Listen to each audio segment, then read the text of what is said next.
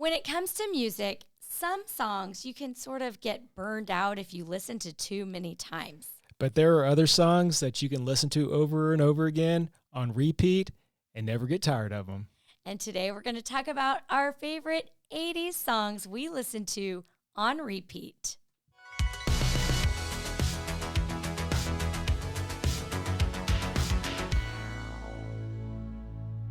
Hey guys, I'm Abby. And I'm Keith. Welcome to our 80s Life podcast edition.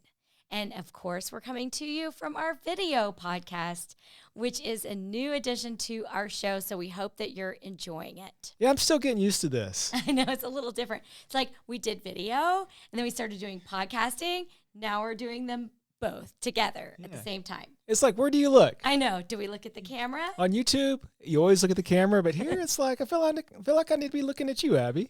I know, because we're having a conversation. Yeah. So maybe we'll get more natural after a little bit, but we're doing the best we can. But a lot of you guys told us that you enjoyed this format, so thank you. Whether you're listening to us on Apple Podcast or Spotify or wherever you listen to podcasts, or whether you're watching on YouTube, thanks for tuning in. Yeah, and definitely be sure to check out our YouTube channel, Our 80s Life. Absolutely.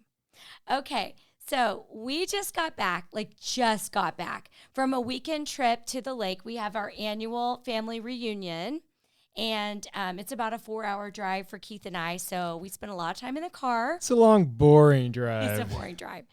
Until you get to Missouri. The Kansas part's kind of boring. Yeah, definitely. Okay, so, but in the car, we were listening to, of course, tons of 80s music. And we had this conversation about how, like, some songs you kind of just get tired of them after a while.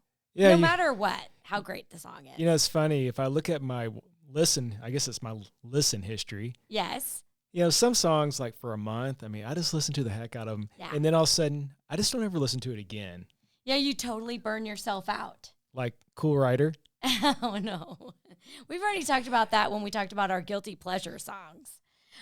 Yeah, that is true. And I also tend to listen to songs from artists. Like if we go and see them in concert, then I will listen to their songs on repeat after that. And then like I kind of just take a break from them after a while and switch to something else. Yeah, on Spotify, I looked at my listen history for the last month, and it was almost all Duran Duran. Me too. Mine was. My top 10 most listened to songs were all Duran Duran. So Duran Duran, if you're watching, we love you guys. And we can listen to you over and over again. It never gets old. It never does. Okay. And their songs are so different. Like they don't all sound the same, you know? Okay. But we wanted to know what were our most listened to songs on repeat for the duration of the time we've used Spotify, which has been, for me, over a decade. Yeah, for me, it's been shorter, but it still has been at least 5 years, probably. Oh, at least 5 or 6 years, at least. So I have one question for you. Okay. Were you surprised by the songs that made your list? No. I was not. And all of mine were 80 songs. All of my top 10 were 80 songs. So mine were not. Yeah. So what I did is I picked the top 10 80 songs, Right. but I did have some more modern stuff mixed in there because I have a little variety in my life. I do not. No, there are a few breakout modern musicians that I really enjoy. Some of them that have made my top list in previous years, Vampire Weekend broke out among the 80s bands. And also Foster the People is one of my favorites. Dua Lipa I really enjoy. But for the most part, they're 80s. So the reason I asked if you were surprised, because I really was, because the ones that hit my top 10, I wouldn't say these are necessarily artists that are my favorite, but they have songs that I must listen to. And I think also it's because a lot of them are in playlists that I listen to. Same. And so I think they get the benefit of the playlist over the artist. I agree. I have certain playlists that I have created that I listen to over and over again. And some of mine were one-hit wonders from the 80s. So, yeah, maybe not my favorite artist, but, like, they have this one song that I totally love. Yes, that's the case. It didn't surprise me, per se, but that was true for mine as well. We have not talked about our list. No, we have not. So what we thought we would do is just take turns. We're going to talk about our top 10 and discuss. Why don't you start? What was your number 10? We're going to count down to our number 1 most listened to. All right. Okay, so number 10. All right, number 10 on my list was In Your Eyes by Peter Gabriel. Oh, that's so good. And I instantly think of a movie with that one. Yes, what movie was that in? It was from Say Anything. That's correct. Yeah. Lloyd was proclaiming his love to Diane So good. with the boombox. Boombox over the head. I mean, Classic. who all knows that? Yes, everybody. that's classic. It hit number 26 on the Billboard 100, so I thought it would have got higher than that. Oh, I'm surprised. Yeah. Yeah, I would have thought so as well. Yeah, but it came out in 1986. It was on the album So. That's the name of it? Just Yeah. So. So. Okay. And it's Peter Gabriel. Yeah, now he is not a one-hit wonder. He has other great hits. But that's probably one of his biggest ones. Yeah, I was not surprised that one was in my top 10 because I love Okay. that song. Okay. I'm not either because you like all the mushy gushy love songs. I love rom-coms. I love mushy gushy songs. This is how it was with our other list too. All of yours were love songs and none of mine were. Yeah, we see who has the tender heart of this relationship. But most of mine are new wave or synth. I'm not surprised. Yeah, I know, right? I'm pretty predictable. All right, so my number 10, I'm surprised actually that this one was not higher on my list. Things Can Only Get Better by Howard Jones. Solid choice. I mean, I love Howard Jones. We actually have this album. I don't think you guys can see it, but it's up here on our wall right now. This is from one of my top 10 favorite albums. And we should say we're going to save our favorite songs and favorite albums for another show. These are just our most played. But this was definitely from one of my top 10 favorite albums. And something special about Howard Jones, we have seen him live. A lot of these artists were people I had seen live. We are going to see him again. I can't wait. I cannot wait. And this time I'm really hoping to meet him because Howard Jones, not only one of my favorite artists, but also I found out recently we have the same birthday. I can already see what's going to happen. Abby is going to be like stalking him on the cruise. Totally. I'm not going to stalk him, like maybe mildly, but I will definitely want to let him know we are birthday buddies. So clearly we have a lot in common.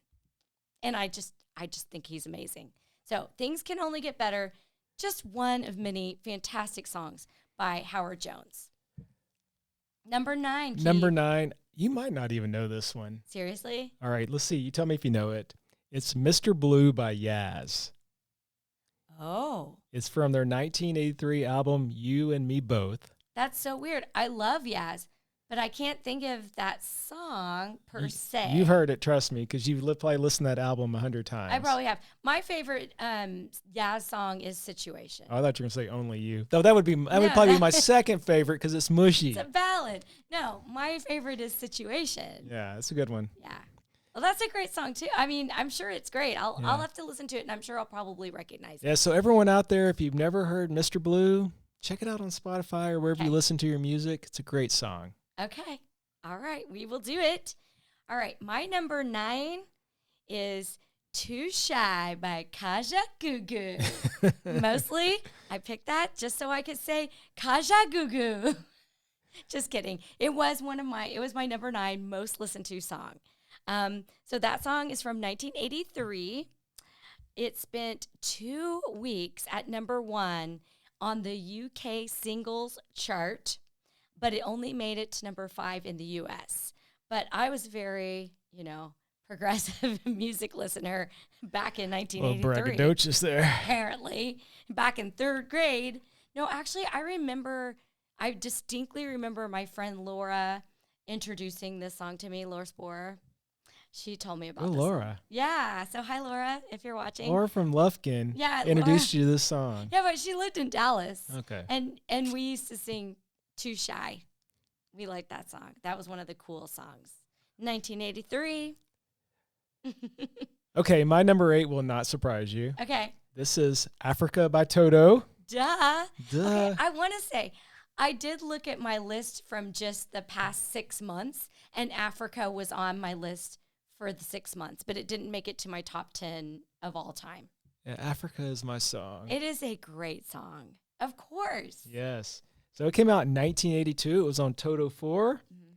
Funny thing about this song is it did reach number 1. It was Toto's only number 1 hit on the Billboard 100. Oh, okay. But it was funny. It almost did not make the album. It was actually the last song recorded, and some of the band members did not like it because they said it doesn't sound like Toto. Oh. But they recorded anyway. They were more interested in Rosanna. Rosanna. So that was like the lead. So on Toto 4, that was like the lead song coming out of that album. Okay. So they were all focused on that. Weird. Little did they know Africa was the moneymaker. Africa is better. I'm sorry. Yeah. Sorry, Toto, but Yeah. Africa is definitely better. Yeah, definitely. No offense to Rosanna. It didn't age as well, though. It's a little cheesy. But, I mean, okay, I don't want to diss on them too hard, but that song, Georgie Porgy, though. Georgie Porgy. Pretty lame. Kissed the girls and made them cry. We love Toto, but that other song. Yeah, I was really surprised they sang that at their concerts. They Like, did. that's probably one that just needs to stay with the album. Stay in the and 80s. Stay in the 80s. I agree. Yeah. Okay, my number 8. Oh, this is such a good song, y'all.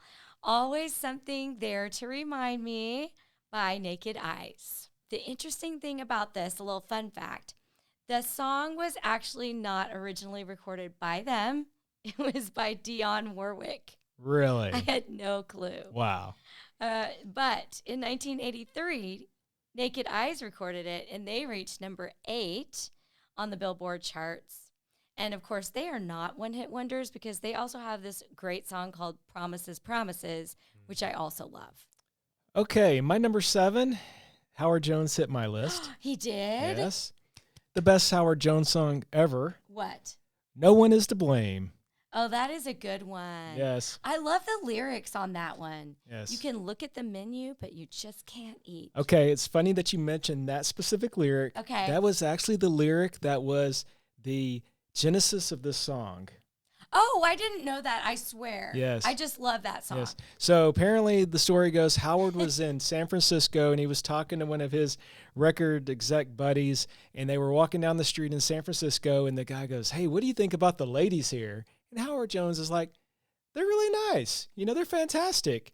He goes, "Well, you can look at the menu, but you just can't eat." Why would he say that? I don't know. That's a weird thing to say. Maybe But he just said, I think what he was saying is he like, "Hey, they're really They're nice, beautiful. but you're not going to have a chance with them." Okay. I think is what he was saying. That's very strange. Yeah. Okay. All But right. anyway, that's how that song, you know, Howard Jones said he never had heard that expression before. Oh, the other guy said it, The and other he g- liked the expression. The other guy said it. Howard Jones had never Oh. heard the expression before. I have not heard that either. And he goes, ding, and all of a sudden it became a lyric to a song. Weird. Okay, that's really interesting. Yeah. That's such a great song. The whole song has amazing lyrics. It does. I love that song. Good choice. Solid choice, Thank babe. you. Yeah, it's another mushy song. I know, but it's so good. Okay, but it's not really a love song. That one's not a love Right. song. Okay. Number 7. Who Can It Be Now by Men at Work. Nice. Okay, so this is from 1981. It reached number 2 on the Australian charts. And of course, Men at Work is from Australia. But when it hit American charts, it got number 1. So it was released in 1982 in America. So it had like a little delay. And it just hit America and just did even better.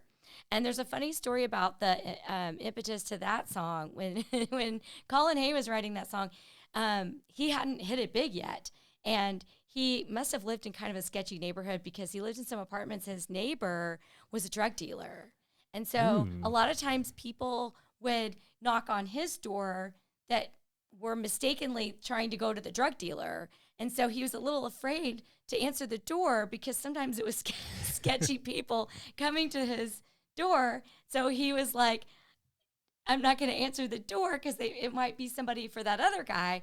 And so then that gave him the idea for the song. Wow. It's I'm just interesting. going to hide Yes. and pretend like I'm not home. Go away. Don't come around here no more. That's probably what I would do. I know. I thought that was funny. It's like, you can't see me. I'm not here. The lights are off. I know. I love that song, though. It's such a good song. Number 6, Okay. Duran Duran. Duran Duran. I also have a Duran Duran song on my countdown. Uh-oh. I wonder if it's the same one. I don't know. Which is yours? Hungry Like the Wolf. Oh, that was not the same. Okay. Oh, that's so good, though. Yeah, that's from the Rio album, 1982. Killer album. And they say that the inspiration of this song was Little Red Riding Hood. Oh, that's cool. Yeah. Hungry Like the Wolf. Of course, that makes a lot of sense. Yes. That's fun. I never knew that. Hey, I'm glad we didn't pick the same Duran Duran song. Oh, right. Okay. So my next two are actually from the same band, but we'll start with number 6. Number 6, Church of the Poison Mind by Culture Club. Yes. Now, you guys know I love Culture Club. This one was from 1983. It was their second and most successful album, Color by Numbers, which we also have right up here on our wall of fame. Okay, so this song reached number 2 on the UK charts. Do you want to know what beat it? Beat it. No. Let's Dance by David Bowie. So, I mean, Okay. they were in good company. Good company, yeah. Yeah. What's your number 5? Number 5 for me was one of my favorite concerts to date. It is If You Leave by OMD. Okay, we just saw them in concert not that long ago on Mother's Day. They were so good. Yeah. So If You Leave was on the Pretty in Pink soundtrack in Of course. 1986. It hit number 4 on the Billboard 100. Crazy thing about this song, it was not originally supposed to be in Pretty in Pink. Oh. It was supposed to be the OMD song Goddess of Love. Wait, I don't even know that song. I don't know it either. I'm sorry, OMD. Yeah. I don't know that one. So John Hughes had the song in the movie. He had a test audience. It flopped. So the Goddess of Love flopped? yeah. Uh-oh. As the final song, when they're at the prom. Yeah. So he calls up OMD. He goes, I need a different song. Oh, put them right on the So spot. OMD was leaving for tour in 2 days. Okay. So they literally wrote the song in 24 hours. Their most successful song. 24 hours. Wow. That is like an example of someone who works well under pressure. Yeah. Good job. Yeah. Wow, that's so interesting. That's crazy. All right, so I actually had 2 songs from Culture Club. So my next one, my number 5, Miss Me Blind. It peaked at number 5, giving Culture Club its 6th consecutive top 10 song. And it was also their final hit, their final top 10. But what an amazing song. I love that song. Yeah, it's cool that they're still touring. They are. They could still have a top 10. They're still making music. I would love to see them in concert one day. I know. Boy, George, we really want to see you. Like, hopefully we'll get a chance to do that. Yep. Okay, number 4 for me is But Not Tonight by Depeche Mode. Now, I love Depeche Mode, and Me I too. did not expect this to be in my top 10 most listened to songs because I love Depeche Mode, but for some reason, this one I must listen to a lot. That's not like their biggest hit No. at all. In fact, it's a rather obscure Yeah. one. It's from Black Celebration. It's from 1986. It was actually in a movie, a rom-com called Modern Girls. I do not remember that. Never heard of that movie. Let us know if you do. I don't remember that. Sorry. Yeah. But I just love Depeche Mode, and I was surprised that one was in the mix. But hey, it's a great song, but you're right, it is very obscure. Obscure, but great. Now I think I might want to add that to one of my playlists, actually. I forgot about that song. Yeah. We should make another video, Forgotten songs. Forgotten awesome songs. Yes. All right. Speaking of awesome, my next one is super awesome. This is Whip It by Devo. Okay, so Whip It came out in 1980. It only peaked at number 14. How is that even possible? And they got robbed. Totally. But later, it has since become like just an 80s anthem. And of course, it's their only song to chart the top 40. But what an amazing song. I know why it's on my most listened to list because I listen to Whip It all the time. But mostly, I listen to Whip It as sort of like an inspiration when I need a little boost of energy or I'm trying to get something done that I don't want to do, like housework or something. So you're saying this song pumps you up? Yeah, well, it was written like an inspiration. If you listen to the lyrics, it's like, give the past a slip. It's talking about like, when a problem comes along, just whip it, And so I just find it to be inspiring. So that's why I picked Whip It. Well, that's why Spotify picked There's Whip another It as one of my topic. most popular songs that I listen to. There's another great topic. What? 80 songs that are inspirational. Oh, yeah. Yeah, well, that Yes. one, I mean, I have certain songs that I turn to when I need a little inspiration, and Whip It is right at the top of that list. Mine would probably be Eye of the Tiger. Oh, that's a good one. That's the one that gets me pumped Yeah, up. there you go. I'm ready to kick some butt after that. Yeah. Well, I'm ready to do some housework. Woo! All right, what you got next? All right, number 3. Number 3 for me is The Promise by When in Rome. And of course, it reminds me of Napoleon Dynamite. Darn it, I was going to ask you, Yeah. what movie was it in more modern times? It's not an 80s movie, No. but it is our favorite movie. We love Napoleon Dynamite, and it totally reminds me of that because that's the credit song, right? On that one. They play that's at the end when they're hitting the little ball thing. The little at ball, end. yeah. When they're what's that game called? I don't even remember. Tetherball. Yes, maybe. Yeah, I think it's I don't Tetherball. know. We've been to Preston, so if you want to check out Napoleon Dynamite filming locations, Yes. we'll link that below. That's one of our all-time favorite places we've ever been. Favorite video we've ever made. We love Idaho. That's probably my favorite video. Abby's like, I can move here. When we were there, I was ready to move. Yeah. Yeah. Well, this song was written in '88. It was a self-titled album, When in Rome. It hit number 11 on Billboard, and it was written in a garden shed.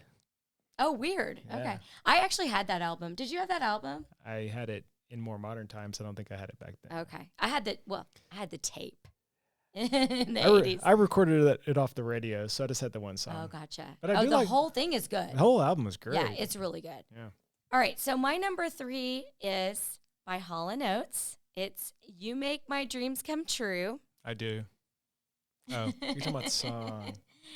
But I think the most popular part of this song, the most famous part of this song, is the intro of this song, the opening riff. All right, such a great song. And I think it's even gotten more popular lately because it was getting used a lot by TikTokers recently. So it's even had like a resurgence. But funny story about that intro, I was reading, Daryl Hall was saying that intro was recorded on an older model of a Casio keyboard, and none of the newer models will duplicate that dun, dun, dun sound that it made. And so he had to search around because like his finally died. And so he had to go and like find an old model, the specific model of Casio to get that sound, that distinctive sound. So when he's playing that song, it has to have that right sound at the beginning. So he plays a storage room with like 10 of them in it now. Just with the old ones that he's stockpiling. So if you're looking for one, I know who has it. It's Daryl Hall. Okay, number 2 for me was a big surprise. Oh, really? Number 2 was a surprise? Deadbeat Club by the B-52s. Oh, weird. Yeah, I think I might have picked that one up from you.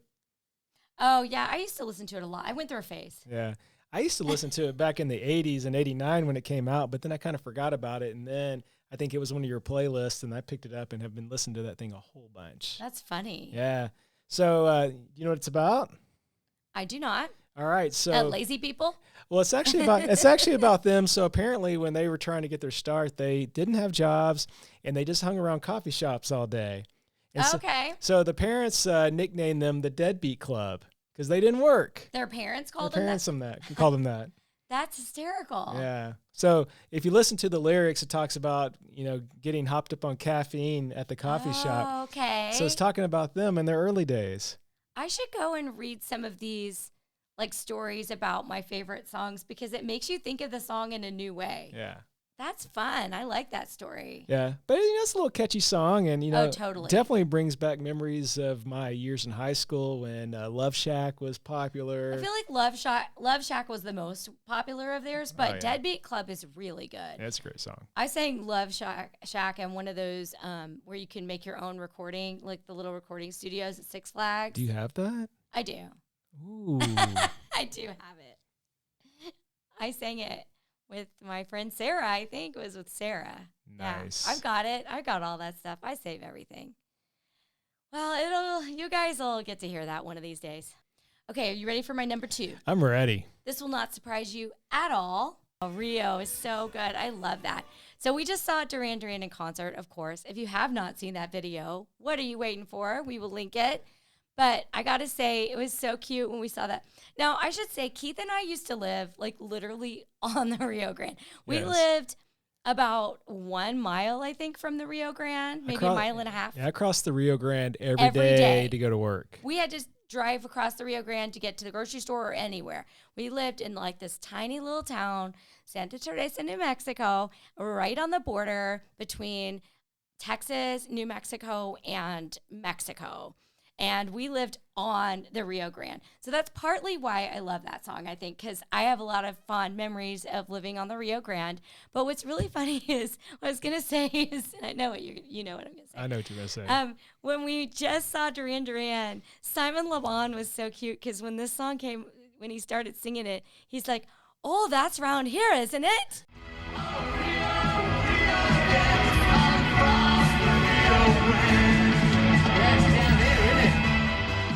We were in Fort Worth, so of course it's not really very close to the Rio Grande, but if you're in Texas, I guess you think you're like sort of, that's as close as they probably get. I would bet money they've never seen the Rio Grande. They probably haven't. I don't know. Have you guys seen the Rio Grande, Duran Duran, if you're watching? Simon, go to El Paso and see the actual Rio Grande. Yeah. It's pretty grand. If you want to go, we'll take you. Yeah, right? Okay, number one for me, and probably one of the best videos of all time. That would be Take On Me by Aha. Aha. That is a great choice. Yes. I love that video. How can you be an 80s fan and not pick that, honestly? I can't believe it wasn't on my list. Yeah, what's wrong with you? I don't know. It is the best video. Yeah. Obviously, it hit number one on the Billboard Top 100. Mm-hmm. Probably for multiple weeks. I didn't check. But, Probably, I'm sure. I mean, probably lived on the chart for a little bit. Yeah. So, short list of places I want to go to some of the filming locations one of these days. Yeah, the diner from that that video is still open in London, and we want to go. Yep. I mean, of course, that is an awesome one. Good choice. All right, so I don't think your number one can top my number one. So let's see what you got. Okay, my number one most listened to song, according to Spotify, is Don't You Forget About Me by Simple Minds. We have a song from another John Hughes movie. I know. Well, I mean, if you're talking about the 80s, you know it's going to include some John Hughes soundtrack songs. And it doesn't get any more 80s than that. Like The Breakfast Club was it. I loved that movie, still do. It's from 1985, of course, from the Breakfast Club soundtrack.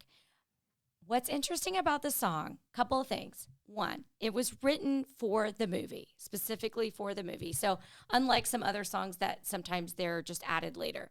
But also, the first time that it was offered to Simple Minds, they declined. Ooh. They declined. They were like, they wanted to make their own creative choices and they wanted to write all their own music. And so they first said, no, thank you. Thanks, but no thanks. So then it was offered to Brian Ferry. He declined. Then it was offered to Billy Idol, who also declined, followed by The Fix, who also declined. These people are probably kicking themselves. So later, Simple Minds changed their minds and they did sort of rearrange it and made it their own. And they rearranged it and recorded it in 3 hours. It became a number one hit in the U.S. and Canada, and it was also the band's only number one hit. Wow. So I don't know if that's a blessing or a curse for them, because they didn't hit number one with any of their originals as they really wanted. That was really their aspiration. They have other good songs, but this is their only number one. But it's such a good song. It's a great story, too. I know. I can't believe so many 80s peeps turned it down. I mean, if they knew it was going to be in a John Hughes movie, what the heck? I mean, you see that over and over again. You never know, like, what movies or what songs are going to become incredibly popular, and, like, actors or musicians pass up on songs or movies, and all of a sudden they're, like, huge, and they would have been career-changing. But you never know. I guess it's kind of hard when you're just, like, looking at the lyrics and playing some music to think, like, hey, are people actually going to listen to this or not? Yeah, and like, you know, that has become such an 80s anthem, that song. I feel like it made the film. Yeah. That song made the film. And it's just so great. If you hear that song, you can just picture the ending, right? You can just picture the ending. Yes, exactly. We did not practice that ahead of time. Planned. Like, you just picture it in your mind. You can see that last scene of him walking away from the high school after that fateful day in detention. Yes. Well, this has been really fun. Yeah, it was fun. I'm really surprised that we didn't have any duplicates. Me too. That's Yes. crazy because we're listening to music together all the time. Yeah. So you'd think It just tells you that our taste are both 80s, but they're a little bit a different. little different. Mine tends to lean a lot more towards new wave and synth. I'm on the softer side of things, Yeah, you know. always. You know, it's my heart, you know. Yes. Well, this is fun. You guys should check out your Spotify list and see what your top 10 is or what your favorite songs are on there. And also let us know in the comments if you're watching us on YouTube. We'd love to hear from some of you guys. What are your most listened to songs from the 80s? Whether you're listening or tuning in via video, thanks for joining us today.